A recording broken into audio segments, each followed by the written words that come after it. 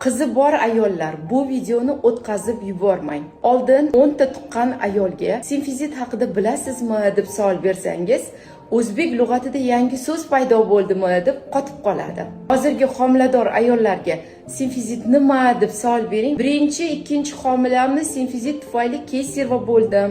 Hozir 3-homiladorligim, simfizitim 15 gacha ochilgan. Kesarva yo'l bilan tug'aman aytishadi. Bilmaganlar uchun simfizit ikkita qov suyagi o'rtasidagi tog'ayning homiladorlik paytida yumshashi va qov suyagining ochilib borishiga aytiladi. Buning ikkita sababi haqida hali hech kim gapirgani yo'q.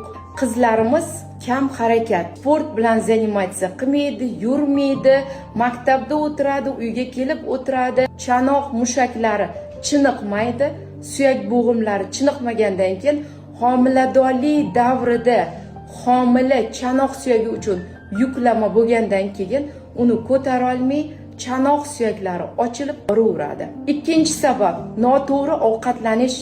Qizlarimizga oqsil, yog', uglevod, kollagenga boy oziq-ovqatlar bilan ta'minlamayapmiz.